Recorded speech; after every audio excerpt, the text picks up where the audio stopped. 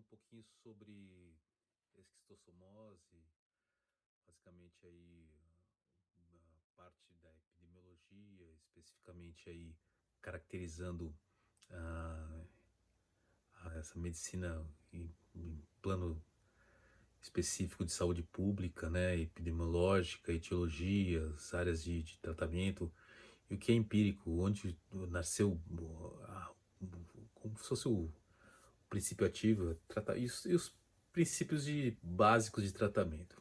Então aí, como eu comentei, epidemiologista bastante graduado, né, com pós-graduação, com mais de 40 anos militando na medicina, programa de saúde da família. Então, qualquer tipo de dúvida que vocês tenham aí no transcorrer da, da palestra aí a gente dá uma pausa e ministra para vocês aí, ok? Vamos dar continuidade aí. A África, de onde veio a esquistossomose, é o berço da espécie humana. Em algum momento lá, o verme se adaptou aos humanos e depois, com a colonização da América, quando houve o descobrimento da América, do Brasil, os colonizadores trouxeram em alguma época escravos africanos infectados com verme. E, de alguma forma, se deu então a implantação desta endemia, que era localizada na África. Ela acabou sendo trazida, o verme acabou sendo trazido pelos humanos aqui para a América e se implantou, então, em áreas receptivas à esquistossomose. Eu digo receptivas porque ela não foi para qualquer lugar do mundo. Por que não foi para a América do Norte? Por que não foi para a Europa, por exemplo? Só veio aqui para a América. Bem, é só lembrar que esse ciclo da esquistossomose envolve também um outro hospedeiro. Não é só a pessoa humana, envolve também o caramujo, um molusco que ocorre nas águas, e se a gente rever a história da evolução, há 250 milhões de anos, nós tínhamos o continente africano e americano estavam juntos. Nas placas tectônicas que formaram os continentes estavam juntas. E ali nós já tínhamos os caramujos. Nós temos conchas fósseis desses caramujos da esquistossomose de 250 milhões de anos. Então, depois disso houve a separação dos continentes com o passar do tempo e nos dias atuais, então, a esquistossomose, o verme se desenvolveu em africanos, mas ele foi trazido para a América. Aqui encontrou um caramujo, várias espécies de caramujo que têm em comum seus parentes ancestrais na África. Então ficou muito fácil para esse verme se adaptar ao caramujo americano. E assim se deu a implantação da endemia aqui na América. E, sem dúvida, o Brasil é o país mais afetado da América pela endemia. Aqui nessa figura, em 1920, nós tínhamos poucos estados do Nordeste endêmicos. Era o início da propagação da esquistossomose pelo Brasil e depois, nos anos seguintes, ela foi se difundindo. Hoje está em todos os estados do Nordeste, chegando até o norte, o Pará, veio para todos os estados da região Sudeste também e quase todos da região Sul. Só escapou Santa Catarina. E aqui na região Sudeste, o Espírito Santo também é uma área endêmica importante. E toda essa propagação aqui no território brasileiro se dá em função da presença de um caramujo aquático que se chama Bionfalaria glabrata. Então, onde havia Bionfalaria glabrata, e a migração humana para essas localidades, essas áreas, então levou a esquistossomose e se implantou, então, o ciclo de propagação, disseminação da doença em toda essa área ali. Aqui no Espírito Santo, então, que também faz parte aqui da região Sudeste, né? Então, como é que E nós temos a história resgatada aí. Por exemplo, em 1950, nós tínhamos 6 municípios com focos de esquistosomose. Aqui mais no Vale do Rio Doce, junto à divisa de Minas, que a esquistosomose veio a partir de Minas, entrou por baixo do Andu, Colatina, João Neiva, está aqui por outro lado Itaguaçu, Afonso Cláudio, e já estava também aqui mais para o sul, em Castelo. Em 1950, 50 anos depois, pouco mais, ela já estava em mais de 40 municípios no Espírito Santo. Então, uma propagação ampla aí em apenas 50 anos. E aí nós temos regiões de alta prevalência, aí junto à divisa de Minas, outras mais baixas, e focos também aqui na Grande Vitória. Se nós analisarmos a distribuição daquele caramujo principal hospedeiro, Bionfalaria galabrata, nós vamos ver que ela coincide justamente com a área principal de distribuição da doença. Então, este caramujo é o grande responsável que participa, então, do ciclo biológico do esquistossoma. Por isso, a necessidade desse conhecimento básico da epidemiologia. Bem, e as características dessas áreas, aqui mais a oeste do estado do Espírito Santo, junto à divisa de Minas, que áreas nós temos aqui? Então, no Vale do Rio Doce, as áreas de clima mais quente e seco, né, são as principais áreas de ocorrência da esquistosomose, transmissão da esquistosomose. Mas chega também nas áreas mais altas aqui em Verde Claro, por exemplo, municípios de Afonso Cláudio, Brejetuba, Itarana, aqui, e também a região de montanha, aqui mais para o sul, já ganhando a bacia do rio Itapemirim. Aqui Castelo e os municípios Muniz Freire, Iuna e Ibatiba, também na região mais alta, serrana, aqui na bacia do rio Itapemirim, também há focos importantes de esquistossomose.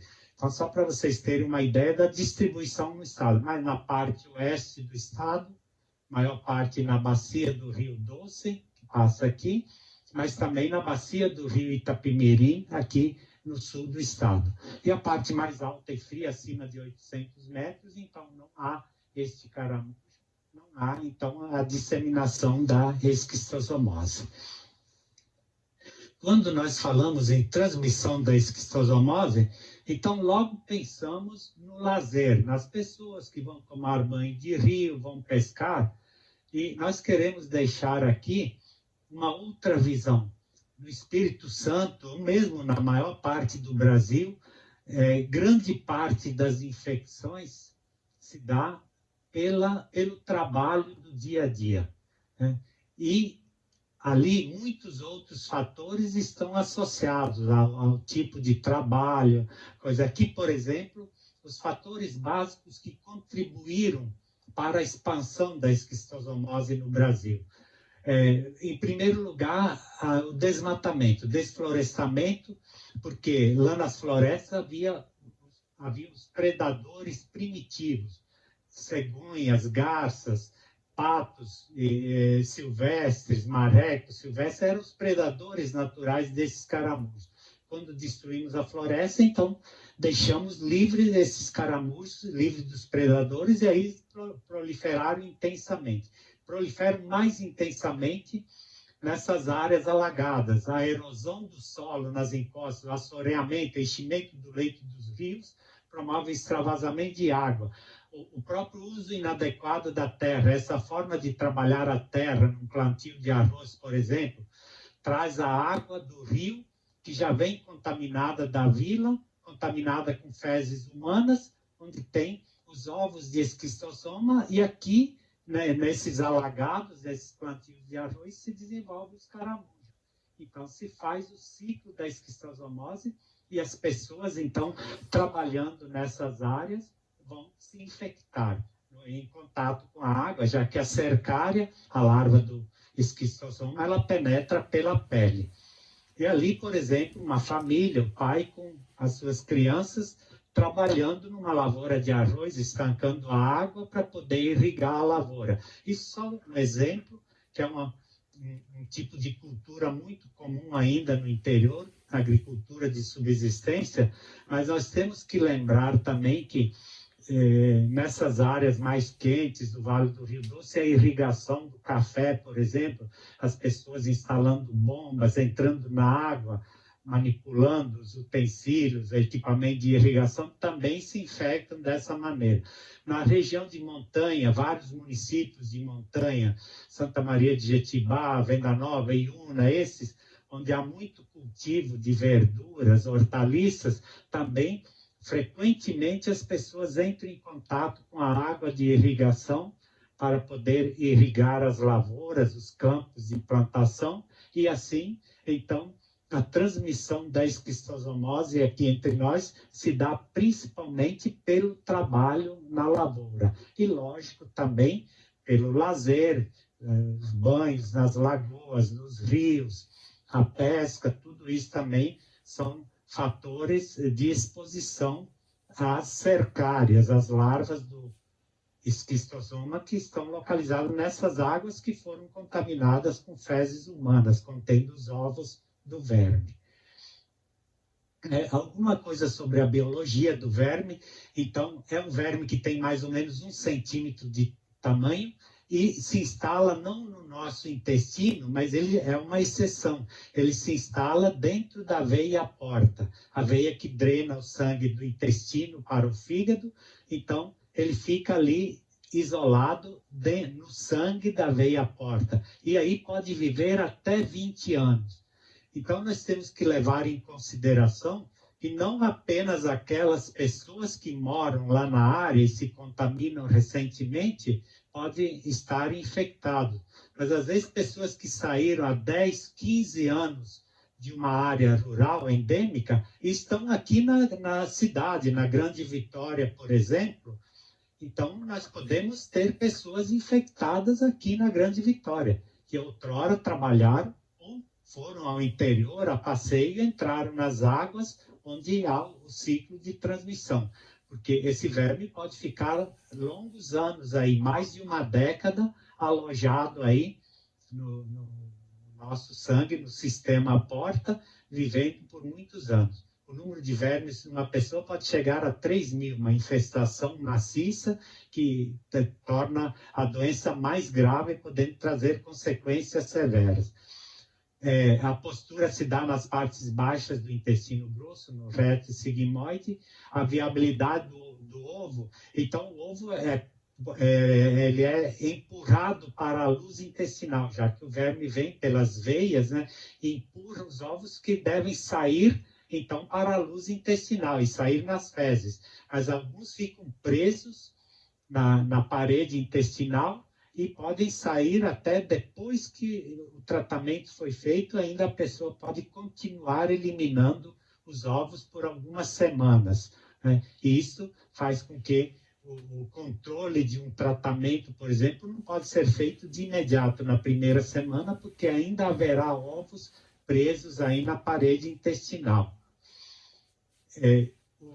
O ciclo de vida no organismo. Quando a pessoa entrou na água contaminada, a cercária penetra pela pele, aí dá aquela coceira, às vezes o pessoal chama as lagoas da coceira, sai da água se coçando, aí a cercária que penetrou pela pele, ela chega ao pulmão no mesmo dia, migrando pelo sangue, e depois de 9 dias, vai lá já para o fígado, para a veia do fígado, a veia porta, que é o hábitat definitivo do verme. Ainda na forma de larva, ele está se desenvolvendo, se torna adulto no primeiro mês, vai acasalar, e o início da postura começa aos 30 dias depois de ter havido a infecção, mas só depois de 40 dias é que os ovos vão aparecer nas fezes. E antes dos 40 dias, nós podemos ter manifestação da forma chamada aguda. Às vezes uma forma grave, quando a infestação é maciça, então podemos ter febre alta, um quadro tifoide, que vamos falar adiante, e sem ainda o aparecimento dos ovos nas fezes, porque ainda não foi iniciada a postura, né? Então, o médico, o profissional de saúde tem que estar atento para isso, que a esquistosomose aguda tem seus sintomas manifestos antes mesmo do aparecimento dos ovos das fezes. Isso é um conhecimento básico que nós temos que ter. E as manifestações dessa forma aguda, na maioria das vezes, os pacientes não percebem. Ou percebem talvez uma coceira, prurido, exantema, um vermelhão na pele, logo que saem da água, onde entraram, tiveram contato com a água contaminada. A maioria das vezes passa como uma infecção inaparente e vai ter poucos sinais e sintomas ao longo da vida. Mas essas manifestações da fase aguda podem ser muito intensas, com tosse, febre, astenia, simulando uma doença bacteriana aguda, a disenteria, com sangue nas fezes, às vezes, né? E nessa fase, antes dos 40 dias, né, não adianta fazer o exame de fezes, que eu não vou conseguir fazer o diagnóstico nessa fase aguda. Uma evidência indireta importantíssima, se o profissional desconfiar que pode ser uma esquistosomose aguda, então fazer um hemograma, que é clássico na esquistosomose aguda. Eu posso ter até 60 mil leucócitos, uma leucocitose intensa, e o que chama a atenção, a presença marcante de eosinófilos, até 20 a 50% de eosinófilos. Isso praticamente só a esquistosomose aguda que dá esse padrão de hemograma. E é importante, principalmente antes do aparecimento dos ovos nas fezes. Então, isso ajuda a você pensar no diagnóstico de esquistosomose aguda.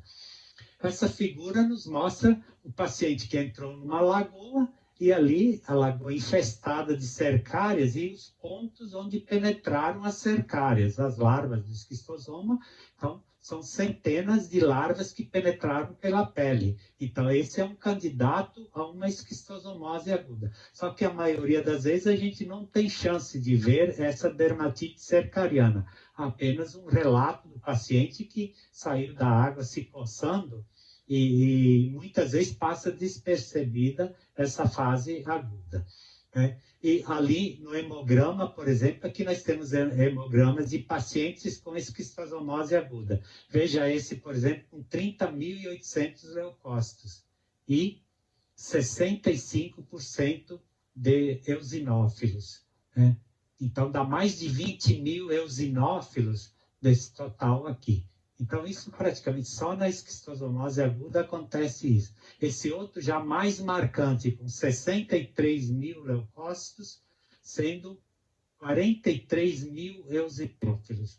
Então, quem vê um hemograma desse associado àqueles sinais de febre, disenteria, astenia, dores no corpo, né? Então, com um hemograma desse, praticamente não há outra coisa a se pensar a não ser uma infecção aguda pelo esquistosoma. E se for depois de 40 dias da exposição à água, já vai ter certamente então os ovos de esquistosoma nas fezes. Aí fecha o diagnóstico.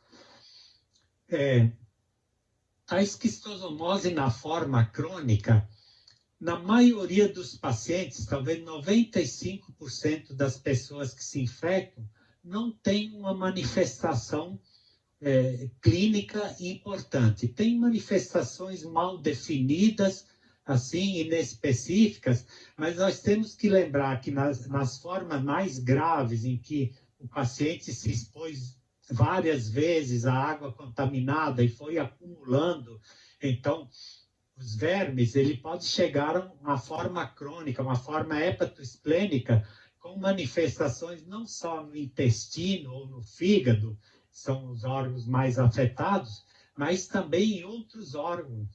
Então, nós temos no fígado, porque é ali que vão encalhar a maioria dos ovos, que não saem para a luz intestinal, eles refluem pela veia porta e vão encalhar no fígado, provocando inflamação do fígado, dos vasos, dos ramos da veia porta, como também no intestino, onde o verme migra lá para o cólon sigmoide e o reto para fazer a postura, empurrar os ovos para sair nas fezes.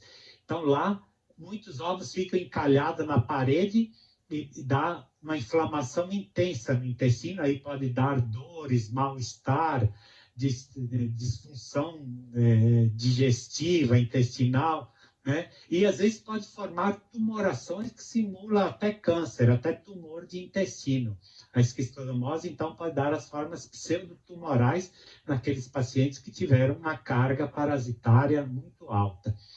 E, além disso, pacientes com essa forma grave hepatosplênica, eles podem ter também doença pulmonar, doença renal e doença do sistema nervoso central. Porque quando tem a forma hepatosplênica, aumenta muito a pressão do sangue na veia porta, o sangue vai refluir por outros mecanismos, ao invés de passar pelo fígado, para depois chegar até o coração, pela veia cava inferior, ele vai refluir por outros circuitos, e ali os ovos podem ser lançados no pulmão diretamente, nos rins, no sistema nervoso central, na medula, e dar formas extraintestinais ou extrahepáticas da esquistossomose, nessa forma crônica. E as manifestações da forma crônica, como nós falamos, são às vezes muito inespecíficas, principalmente a maioria dos pacientes que tem uma infestação mais leve. Então, às vezes, tem uma diarreia discreta, apenas uma astenia, umas dores abdominais leves, disfunção digestiva, náuseas, azia, umas cólicas, a tontura, nervosismo, dor de cabeça, mas uma coisa muito inespecífica que nós não podemos atribuir exclusivamente à esquistossomose. Logicamente, quando a carga parasitária é mais intensa, ali essas manifestações devem ser valorizadas mais e certamente serão devidas à esquistossomose. Uma complicação severa, nós vamos mostrar depois a figura de um paciente com a forma hepatosplênica, uma complicação severa é a dilatação de varizes no esôfago e no estômago. As veias que recobrem a mucosa do esôfago, do estômago, se tornam muito dilatadas por causa do aumento da pressão no sistema porta, e qualquer trauma, às vezes, o aumento da acidez do estômago pode provocar um rompimento dessa varize e uma hemorragia digestiva que pode ser até fatal. Então, a conduta nesses pacientes que têm essas formas graves, ela já depende de um especialista. Quando for feito o diagnóstico, já depende, então, de uma equipe especializada para cuidar, então, dos pacientes com a forma hepatosplênica grave da esquistossomose. Aqui nós temos dois adolescentes, esse com 14 anos de idade. Aqui é desenhado, então, um baço enorme, a figura do baço projetada aqui na pele, e o fígado, então, muito aumentado. Então, uma forma hepatosplênica da esquistossomose.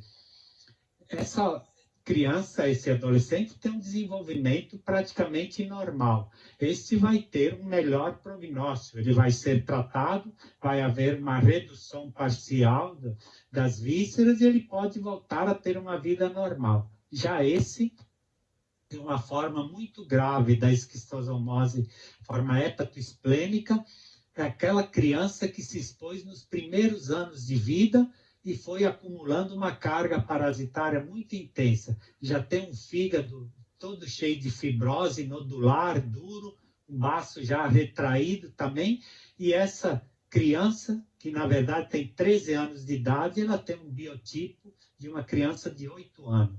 Então tem um nanismo em consequência de uma disfunção digestiva severa pela esquistossomose hepatosplênica, num grau muito severo. Então, já tem um distúrbio de crescimento, ela não vai ter uma estatura normal, um peso normal, e se não for cuidada ao longo dos anos, talvez não chegue nem aos 30 anos de idade, porque vai morrer com sangramento de uma varize no estômago ou no esôfago, né, e que pode levar até a morte. Por isso, essas pessoas com forma hepatoesplênica, mesmo depois de tratado, de eliminado o verme, elas precisam de um acompanhamento especializado, fazer uma endoscopia de 6 em 6 meses, ou de ano em ano, pelo menos, com a equipe especializada. O diagnóstico diferencial. Nessas formas graves hepatoesplênicas, nós temos a leishmaniose visceral, é uma doença endêmica que dá aumento do baço e fígado. Ela também ocorre no Vale do Rio Doce, em 11 municípios, que coincidem, são todos os mesmos municípios que têm esquistossomose endêmica. Então, sempre lembrar, um diferencial que normalmente a esquistossomose na forma hepatoesplênica não costuma dar febre. E já a leishmaniose visceral, o sintoma marcante é febre. Dá uma febre baixa, irregular, pode chegar acima de 38 e quase que diária, né? Então, esse é um diferencial importante. As doenças linfoproliferativas, linfomas, enterobacteriose prolongada, uma doença associada à esquistossomose hepatoesplênica, e as doenças hepáticas crônicas, às vezes são pacientes de mais idades, alcoolistas, e que têm cirrose, tem outras doenças que se confundem também com a esquistossomose nessa forma mais grave, a forma hepatoesplênica. De qualquer maneira, aqui, tudo o agente de saúde, quem atua no programa de básica e atenção básica à saúde, ele pode pelo menos levantar a suspeita e precisa naturalmente a ajuda de equipes profissionais especializadas para fazer o diferencial, às vezes, nessa fase. Às vezes a coisa é muito simples e achou logo os ovos do verme nas fezes, pronto, já fecha o diagnóstico aí de esquistossomose hepatoesplênica. Bem, o diagnóstico laboratorial da esquistossomose. Nós temos que dar um foco especial, porque aqui que vai atuar a maior parte da equipe profissional, então vai lidar com um exame simples, com o básico do dia a dia. Porque, como nós falamos, 95% pelo menos das pessoas infectadas que estão com a infecção esquistossomótica, eles vão apresentar um mínimo de manifestações clínicas. Então, nesses municípios endêmicos, a equipe de profissionais, os agentes de saúde, o pessoal da vigilância epidemiológica, todo mundo tem que cuidar de produzir informações. Aí cada município vai saber, bom, esse córrego tem uma prevalência alta de esquistossomose. Aquele já não tem, a região mais alta do município não tem esquistossomose. Então, às vezes, só de saber de onde vem a procedência do paciente de tal córrego, às vezes, um médico já pode ser uma esquistossomose. E, basicamente, o exame que deve ser feito aí, quando se suspeita de que ele esteja com a infecção esquistossomótica, então é o exame parasitológico de fezes. Mas é um exame de baixa sensibilidade, só detecta a infecção em 50% dos casos. Na fase crônica, sim, quando é uma infecção mais recente, isso se eleva até 80% de positividade. E ainda é um método de diagnóstico mais eficaz e mais fácil, em que nós podemos atuar, então, nos programas de atenção básica à saúde. Em qualquer município do interior, temos laboratório disponível para fazer o diagnóstico da esquistossomose. Existem situações, aqueles pacientes que já estão há muito tempo lá na área endêmica, já se infectaram há muitos anos, né? A carga parasitária vai diminuindo, muitos vermes vão morrendo ao longo dos anos, e a pessoa com mais de idade, às vezes, ela elimina muito poucos ovos de esquistosoma nas fezes, e um único exame, às vezes, não é suficiente para detectar a infecção. Existe também um exame complementar, mas feito só por um médico especialista, que é a biópsia retal. e a maioria dos municípios do interior não tem condição de ter um especialista para fazer essa biópsia retal, que daria um percentual de diagnóstico bem melhor. O que nós podemos fazer aí é, então, melhorar o diagnóstico com o exame simples de fezes, né? Então, se nós repetimos 6 amostras, né, de fezes em dias diferentes, aí nós temos a mesma chance de diagnosticar a esquistosomose que tem, por exemplo, especialista fazendo uma biópsia retal. Então, se persistir a dúvida, o primeiro exame deu negativo, o segundo também, persistindo a dúvida, nós podemos, então, repetir até 6 exames e aí praticamente, se não tiver realmente nenhum exame positivo, aí a gente esgota praticamente as possibilidades do diagnóstico. Mas repetindo vários exames, nós aumentamos cada vez mais a chance de encontrar os ovos, principalmente naquelas infecções crônicas mais arrastadas. O pessoal também pergunta sobre a intradermo reação, um teste cutâneo para esquistosomose. Tem uma boa sensibilidade, mas ele é de valor prático limitado. Por exemplo, se a pessoa já é muito comum nessas áreas endêmicas, a pessoa tem um exame de fezes positivo, ele faz seu tratamento, depois volta lá para o seu campo de trabalho, vai trabalhar novamente, entrando na água, se infecta novamente, né? Então, o problema desse exame aqui, a intradermo reação, é que desde que a pessoa se tratou uma vez, depois disso vai ficar sempre com essa reação positiva pela vida inteira. Então, ali não tem como eu dizer, através da intradermo reação, se foi apenas uma cicatriz que ficou aí, um resquício da infecção passada, ou se foi uma nova infecção, e ele estaria novamente positivo, né? Não tem como eu diferenciar, por isso que nós damos maior atenção para o exame de fezes simples, que é esse feito em qualquer laboratório, em qualquer município do interior. Então, como método diagnóstico, esse é o principal método, deixado os outros para situações especiais. Normalmente, nós não utilizamos na prática os outros métodos. Bem, e muitas pessoas querem saber, e o tratamento? Feito o diagnóstico, como é que se faz, então, o tratamento? A droga de escolha hoje é recomendada pelo Ministério da Saúde, pela Secretaria Estadual, então é o praziquantel. E normalmente está disponível em todos esses municípios, pelo menos em um posto em cada município, né?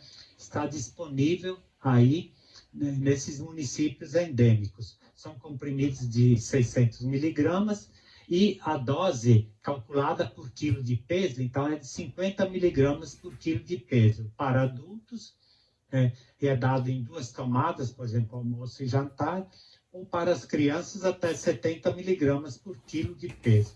Então, vamos fazer um cálculo simples aqui. Um adulto de 60 quilos teve o diagnóstico de esquistosomose. Então, 50 miligramas por quilo de peso, vezes 60 quilos, ele vai tomar um total de 3 gramas, 3.000 miligramas. Equivale a, então, 5 comprimidos de 600 miligramas. Então, ele vai tomar 3 comprimidos no almoço e 2 no jantar, por exemplo. Esse é o tratamento para uma pessoa, por exemplo, adulta de 60 quilos, né?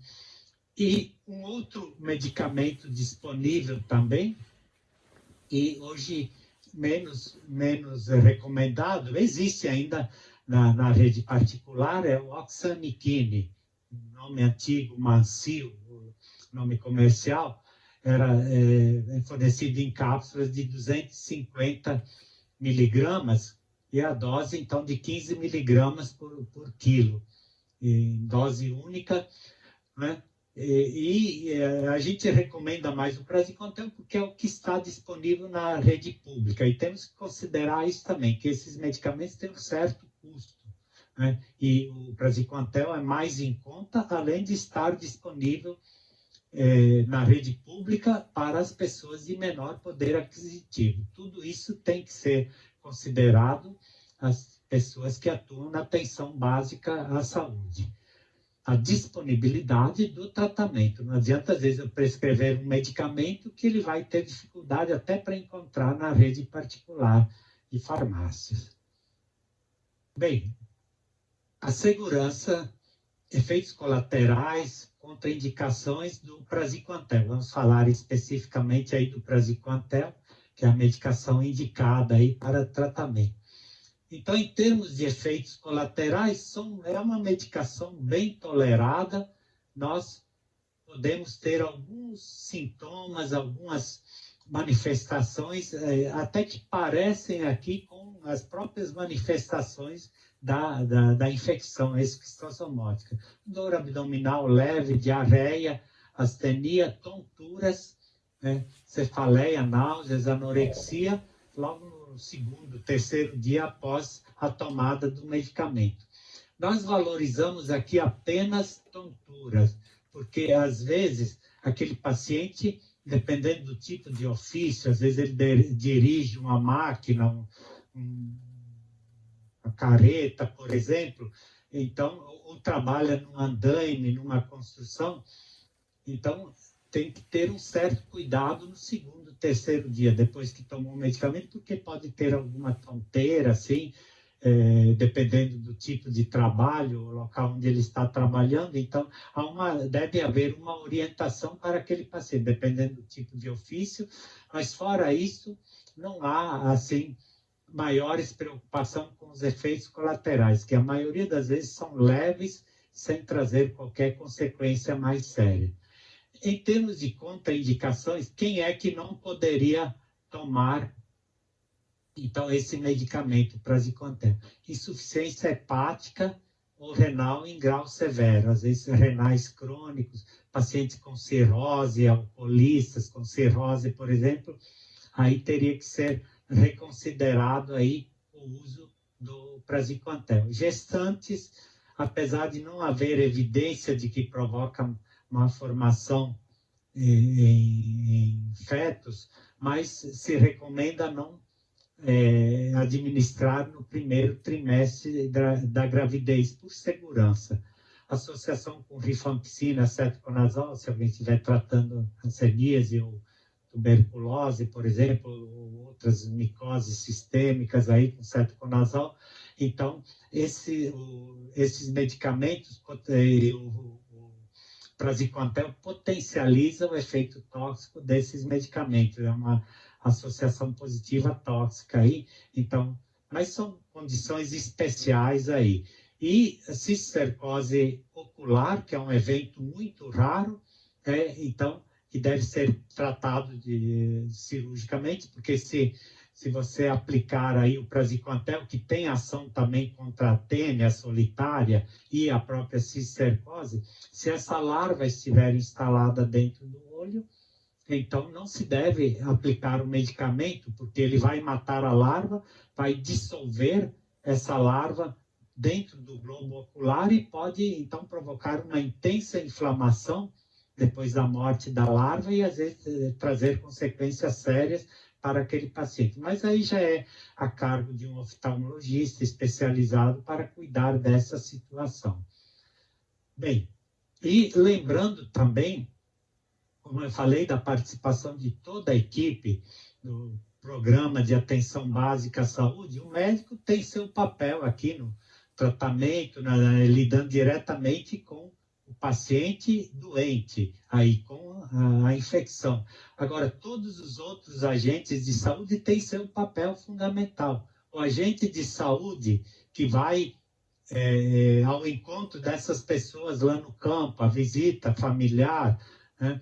Programa de saúde da família. Então, essas pessoas, esses agentes têm que ter uma boa noção e explicar, como nós mostramos, o contato com as águas. Muitas dessas pessoas estão trabalhando no campo e não têm noção como pega a esquistossomose, né? Às vezes tem fatos curiosos, assim, que a pessoa acha que está com chinelo de dedo, então pode entrar na água, porque o verme só entra pela sola do pé. Então tem crença, ou então não, se eu coloco uma bota, não tem problema, vou trabalhar na lavoura de arroz e às vezes a muda de arroz é plantada dentro da água e vai com a mão direto dentro da água. Então, qualquer contato do corpo com a água contaminada, a cercária vai penetrar por qualquer parte do corpo. E, além disso, toda a equipe de saúde, a engenharia sanitária do município tem que verificar alguns córregos nos municípios aí do Vale do Rio Doce, alguns córregos são altamente infestados. Então, teria que verificar todo o sistema de tratamento de esgoto, inclusive nas propriedades rurais. As casas no campo, teria que ver se há um sistema de fossa séptica para que o esgoto não seja lançado in natura no curso d'água e aí depois todos os usuários daquele rio que vão usar a água para a irrigação vão se contaminar se alguém lança fezes com ovos de esquistosoma lá no esgoto que vai diretamente para o curso d'água, sem o tratamento do esgoto. Por isso que nós dizemos que não é cargo só do médico aí cuidando do doente. Toda a equipe de saúde, a engenharia sanitária do município, todo mundo tem que estar envolvido para o enfrentamento desse problema que ainda é sério aqui no Espírito Santo. Nós, mesmo nos dias atuais, ainda temos, de vez em quando, morte de pacientes com a forma hepatoesplênica grave e até nós tivemos, nos últimos anos, morte de pessoas com esquistosomose aguda. Chamando a atenção para os municípios de montanha, onde a doença não é tão endêmica, mas às vezes, dependendo das condições locais, uma lagoa com pequeno volume de água que foi contaminada com fezes positivas, está cheia de caramujos, a pessoa entrando nesse ambiente pela primeira vez se expondo a uma carga parasitária alta, pode ter uma doença grave que pode levar até a morte. Porque às vezes o profissional de saúde, o médico, não está preparado, que é um evento bastante raro, e não lhe chama atenção, ele não pensa na esquistosomose aguda, uma doença que pode até levar à morte, como nós tivemos oportunidade de ver nos últimos anos, morte de adolescente aqui em município de montanha, uma área onde a esquistosomose não é tão prevalente assim. Então fica essa mensagem, é uma doença que envolve todos os profissionais de saúde e toda a população. Essa população que deve ser orientada por aquelas pessoas que tiveram oportunidade de ter algum conhecimento a mais sobre os mecanismos de transmissão dessa endemia, dessa verminose, que é tão importante ainda no nosso meio. Bem, era isso que nós tínhamos a falar e um agradecimento a todos vocês pela atenção dispensada e nos